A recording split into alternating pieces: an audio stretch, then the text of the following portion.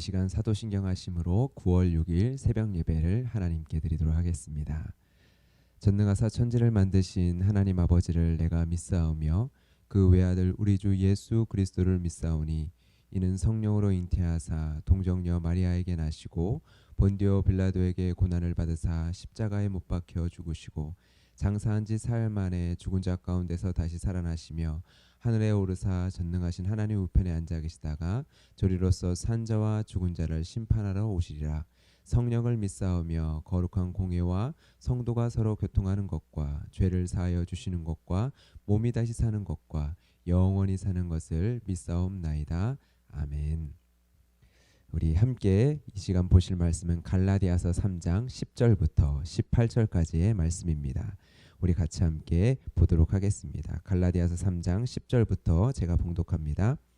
물은 율법 행위에 속한 자들은 저주 아래에 있나니 기록된 바 누구든지 율법책에 기록된 대로 모든 일을 항상 행하지 아니하는 자는 저주 아래에 있는 자라 하였음이라. 또 하나님 앞에서 아무도 율법으로 말미암아 의롭게 되지 못할 것이 분명하니 이는 의인은 믿음으로 살리라 하였음이라. 율법은 믿음에서 난 것이 아니니 율법을 행하는 자는 그 가운데서 살리라 하였느니라. 그리스도께서 우리를 위하여 저주를 받은 바 되사 율법의 저주에서 우리를 속량하셨으니 기록된 바 나무에 달린 자마다 저주 아래 있는 자라 하였음이라. 이는 그리스도 예수 안에서 아브라함의 복이 이방인에게 미치게 하고 또 우리로 하여금 믿음으로 말미암아 성령의 약속을 받게 하려 함이라. 형제들아 내가 사람의 예대로 말하니 사람의 언약이라도 정한 후에는 아무도 패하거나 더하거나 하지 못하느니라. 이 약속들은 아브라함과 그 자손에게 말씀하신 것인데 여럿을 가리켜 그 자손들이라 하지 아니하시고 오직 한 사람을 가리켜 내 자손이라 하셨으니 곧 그리스도라. 내가 이것을 말하노니 하나님께서 미리 정하신 언약을 430년 후에 생긴 율법이 패하지 못하고 그 약속을 헛되게 하지 못하리라. 만일 그 유업이 율법에서 난 것이면 약속에서 난 것이 아니리라. 그러나 하나님이 약속으로 말미암아 아브라함에게 주신 것이라. 아멘. 오늘 말씀을 보면 율법과 믿음이 상반되어지는 대척점에 놓여진 것처럼 보여집니다. 우리는 그렇게 생각하기가 쉽습니다. 율법이냐 믿음이냐 라는 식으로 우리가 이해를 하게 되는 것이죠. 이에 대해서 율법이 나쁜 것이 아니라 율법주의가 나쁜 것이다 라는 식의 설명을 여러분들은 들어보셨을 것입니다. 또한 예수님께서는 율법을 폐하러 오신 분이 아니요 율법을 완성하러 오신 분이다 라는 예수님의 말씀도 기억하실 것입니다. 오늘 본문 말씀을 통해서 다시 한번 율법과 믿음의 관계가 무엇인지 어떻게 이해를 해야 되는지를 분명하게 정리를 할 수 있으면 좋겠습니다. 10절의 말씀을 시작하며 물은 율법 행위에 속한 자들은 저주 아래에 있다라는 말씀을 하고 있습니다. 여기에 속하다라는 개념이 무엇인지를 이해할 필요가 있습니다. 이 말씀은 율법을 부정하는 말씀이 아닙니다. 율법은 여러분 선한 것입니까? 예, 선한 것입니다. 이것을 분명히 해야 합니다. 율법은 누가 만드신 것입니까? 하나님이 만드신 것입니다. 하나님이 제정하신 것입니다. 하나님이 정하신 말씀 계명입니다. 그래서 율법에는요 무엇이 드러나냐면 하나님이 누구신지가 드러납니다. 하나님이 누구신지가 잘 담겨져 있는 말씀이 바로 율법입니다. 율법은 하나님의 정의, 하나님이 공의, 하나님의 거룩이 가장 잘 드러난 말씀들이라는 거죠. 정의의 하나님이며 공의의 하나님이며 거룩하신 분이다라는 사실이 율법을 통하여 드러나는 것입니다. 우리가 율법을 지키는 것, 그것은 당연한 것입니다. 어떠한 의미에서 여러분 당연합니까? 우리가 하나님의 자녀요. 우리가 하나님의 형상으로 창조된 자라는 의미에서 당연한 것입니다. 여러분 우리가 하나님께 영광을 돌리기 위하여 창조되었다라고 이야기를 합니다. 그렇다면 여러분 우리가 어떻게 하나님께 영광을 돌립니까? 우리를 통해 하나님의 거룩하심이 하나님의 아름다움이 하나님의 공의가 하나님의 사랑이 드러날 때 하나님께서는 이를 통해서 영광을 받으십니다. 하나님께서는 하나님의 이름을 하나님의 자녀들에게 맡겨주셨기 때문이죠. 하나님의 형상으로 창조된 인간만이 하나님의 이름이 거룩히 여김을 받으시옵소서라고 기도할 수 있는 자입니다. 여러분 이러한 기도가 얼마나 영광스러운 기도인지 아십니까? 하나님의 형상으로 창조된 인간만이 하나님의 이름을, 하나님의 거룩하신 이름을 훼손할 수도 있는 자이기 때문입니다. 이스라엘 백성을 통해 하나님의 이름이 더럽혀졌다라고 하나님께서는 말씀하셨죠. 그랬던 것처럼 하나님께서는 그의 백성들에게 하나님 당신의 거룩하신 이름을 맡겨주셨습니다.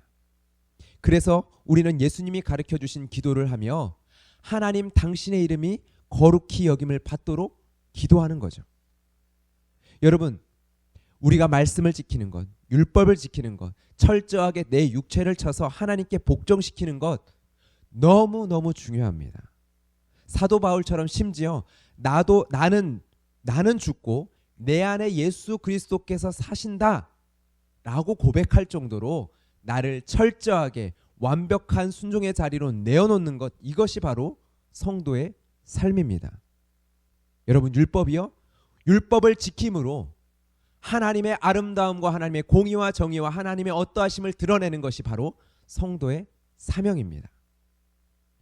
여러분, 복음의 자유는요, 율법에서의 자유가 아닙니다. 여러분, 이것을 잘 이해해야 합니다. 복음의 자유는 하나님의 율법을 내 마음의 신비에 새겨주심을 통한 자유입니다. 율법을 빼놓고의 자유가 아니라요. 하나님의 뜻을, 바로 하나님의 뜻과 내 뜻이 따로 있는 것이 아니라 하나님의 뜻이 나의 뜻이 되어지는 이 놀라운 일을 내 안에 하나님께서 이루심을 통해서 얻게 되는 자유다라는 것입니다. 여러분, 복음의 자유? 그냥 나의 방종이 아닙니다. 내가 원하는 대로 할 수 있는 자유가 아닙니다. 복음의 자유는요, 나라는 존재가 주님 안에서 새로운 존재가 됨을 통해서 사도 바울의 앞선 표현처럼 나는 죽고 내 안에 그리스도께서 사시는 놀라운 일이 내 안에 이루어짐을 통하여서 내 안에 얻게 된 자유다라는 것입니다. 하나님의 뜻이 나의 뜻과 분리되어지는 것이 아니라, 단절되어지는 것이 아니라 하나님의 뜻이 나의 뜻이 되어짐을 통하여 내가 얻게 되어지는 자유다라는 것이죠. 절대 율법에서의 자유가 아니다라는 것입니다. 여러분, 우리는 어떻게 살아갑니까? 성도들은 어떻게 살아가야 합니까? 예수님을 따라 살아가야 합니다. 예수님께서 걸으셨던 그 온전한 걸음, 율법을 완성하신 그 온전한 걸음을 따라감으로 살아가는 것이 성도의 삶입니다. 그렇게 우리는 더욱더 온전히 하나님의 말씀을 순종의 감으로 살아가게 됩니다. 그것이 바로 성도가 걸어가야 될 삶인 거죠. 그렇다면 여러분, 10절에서 율법 행위에 속한 자들이 저주 아래에 있다라는 말씀은 무슨 의미일까요? 이어서도 이렇게 이야기를 하죠. 누구든지 율법책에 기록된 대로 모든 일을 항상 행하지 아니하는 자는 저주 아래에 있는 자라 하였습니다. 여러분, 이 말씀은 신명기 27장 26절의 말씀을 인용한 말씀인데요. 제가 한번 읽어보겠습니다. 이 율법의 말씀을 실행하지 아니하는 자는 저주를 받을 것이라 할 것이요 모든 백성은 아멘 할지어다. 여러분, 질문합니다. 지금 우리들은 율법의 말씀을 실행하지 않으면 저주를 받을까요? 여러분, 분명히 대답할 수 있어야 합니다. 아니요, 우리는 저주를 받지 않습니다.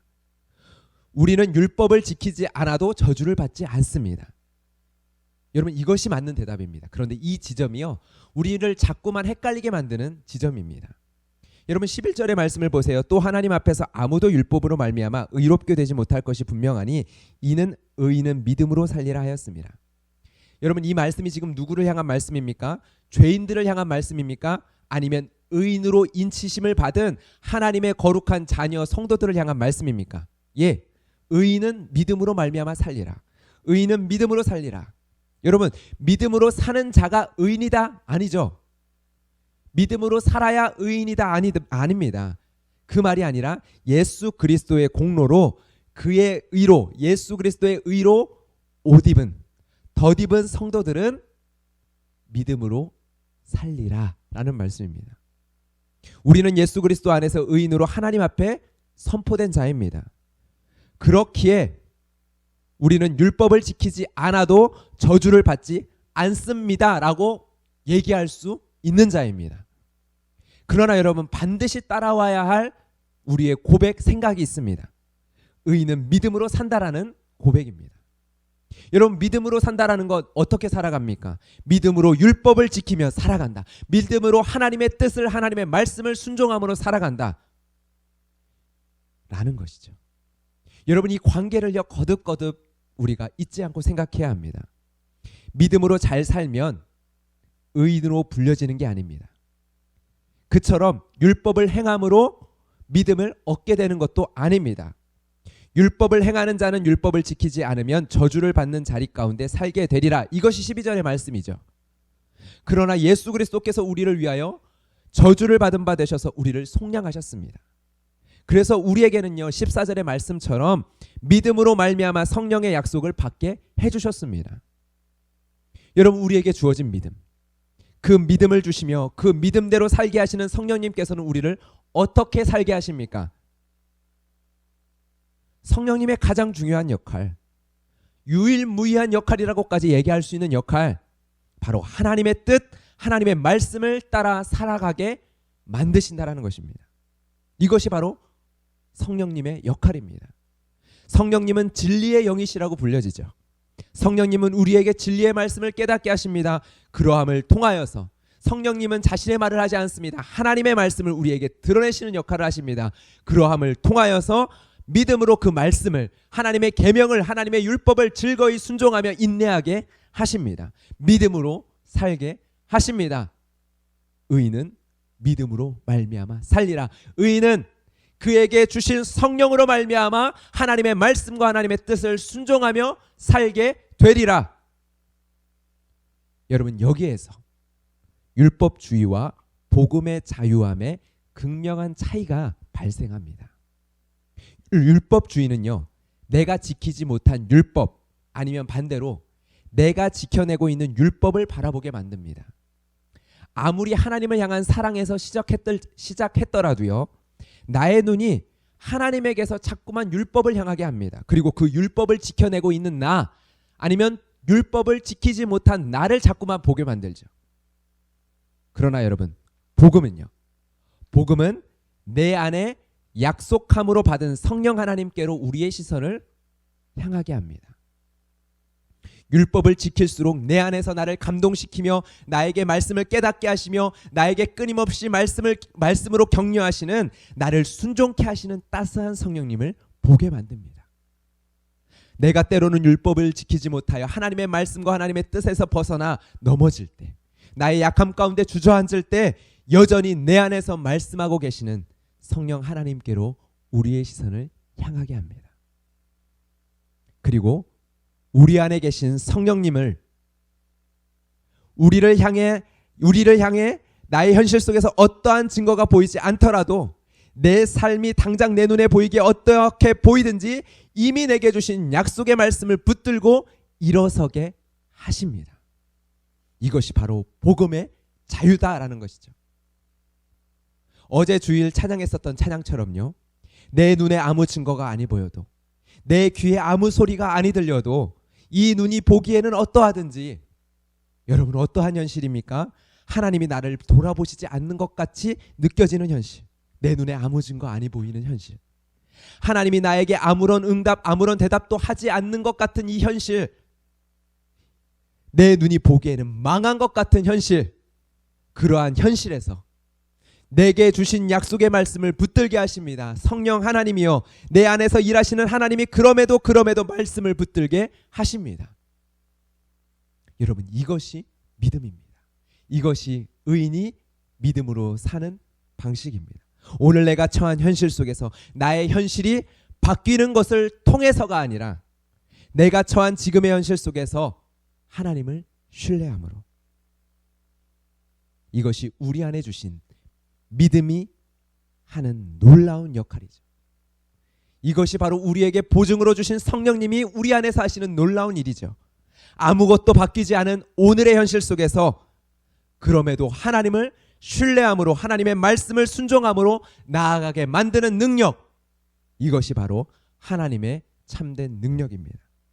나를 쳐 오늘도 하나님의 뜻에, 하나님의 말씀에 순종케 하시며 인내케 하시는, 변함없이 하나님을 신뢰케 하시는 이 능력, 이 능력이 여러분 오늘도 우리 가운데 가득하기를 주님의 이름으로 축복합니다. 의인은 믿음으로 사는 삶의 모습이 여러분들 가운데 오늘도 드러나기를 축복합니다. 이 시간 같이 함께 기도하며 나아갑시다. 기도하며 나아갈 때 하나님, 나의 현실, 바로 지금 나의 오늘의 현실 속에서 내게 주신 믿음을 드러내 하나님의 영광을 드러내게 하여 주시옵소서. 무엇을 통해서요? 변함없이 하나님을 신뢰하는 우리를 통하여, 변함없이 하나님을 신뢰함으로 나아가는 우리의 걸음을 통해서요, 하나님의 영광이 드러나게 하여 주시옵소서. 겟세마네 동산에서 하나님께서 예수님에게 말씀하셨듯이 내가 이미 영광을 받았다라는 대답이 여러분들 가운데 들려질 줄 믿습니다. 우리 같이 함께 기도하며 나아가도록 하겠습니다. 하나님 아버지, 오늘도 주의 말씀 가운데 나아갑니다. 우리는 연약합니다. 우리는 자꾸만 넘어집니다. 그러나 주님, 오늘도 우리 안에서 믿음으로 역사하시는 성령 하나님께서 우리가 하나님의 말씀과 하나님의 뜻과 하나님의 계명을 따라 순종케 하시는 놀라운 능력으로 말미암아 우리와 함께 계시는 하나님을 경험케 하여 주시옵소서.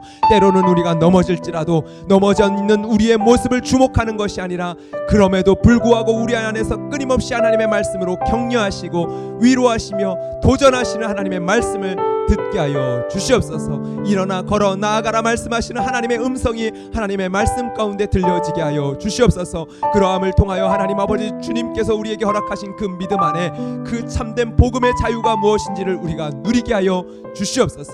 오직 하나님 아버지, 오늘도 하나님의 뜻 가운데 하나님을 신뢰함으로 하나님 나아가는 우리의 믿음의 걸음, 하나님 우리의 믿음의 걸음을 통하여 하나님의 영광을 드러내며 성도가 누리는 참된 자유가 무엇인지를 드러내는 삶의 자리로 나아가게 하여 주시옵소서. 의왕 우리 교회 모든 성도들을 그렇게 주님 축복하여 주시옵소서. 오늘 하루를 주님 축복하여 주시옵소서. 예수 그리스도의 이름으로 기도드렸습니다. 아멘. 계속적으로 기도하며 나아갈 때 주님이 주시는 그 능력으로 우리가 우리의 아버지 앞에 우리의 기도의 제목을 마음껏 아뢰며 기도하며 나아갑시다. 기도하겠습니다.